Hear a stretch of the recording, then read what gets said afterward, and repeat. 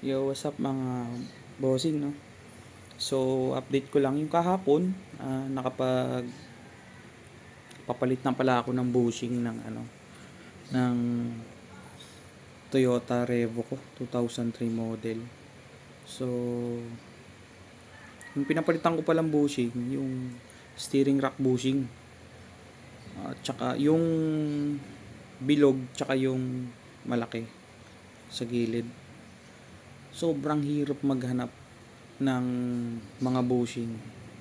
So, lahat ng napagtanungan ko, siguro mga ilang shop pa na pagtanungan ko. Mga 20 shop siguro, 30. Lahat ng sinasabi nila, assembly na yung mabibili mo kasi wala nga daw nabibili na bushing doon sa steering rack pinion. Hindi ganap pa rin ako, baka hanggang sa natatagpuan ko yung isang shop na bilihan ng mga original and replacement parts dito sa may Sukat, Parañaque, no?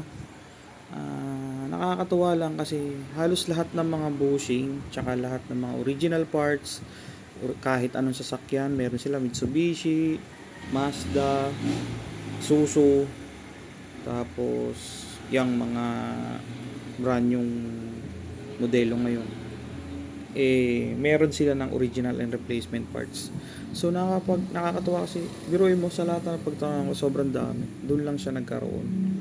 So ito makikita nyo dito sa video kung saan yun, at ipapakita natin kung magkano. So kung magkano yung bili ko sa malaking bushing ay 800, tapos doon naman sa yung sa gilid ay 450. Original parts yun, original Toyota na pyesa.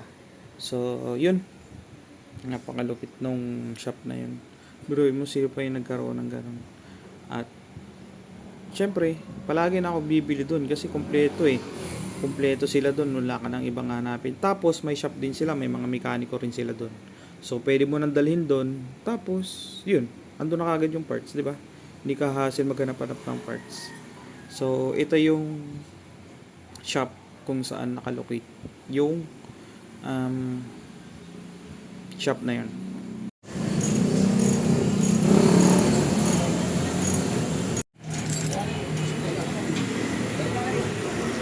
Dito tayo mga bossing.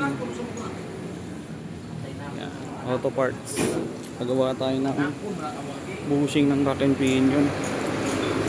So mga bossing dito, malulupitin to.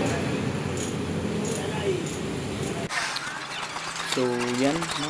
Ito na pala, pumasok na sila dito sa ilalim. Pinakabit na nila yung binili natin na bushing ng steering rack pinion. Yan, kinakabit na nila yung dyan, rack end. Saka dyan sa hub natin. Tapos yan, tingnan na tayo, pasilip-silip pa dyan, bigaw-bigaw. So yung shop nga pala, yan, cruiser parts sa may Parañaque.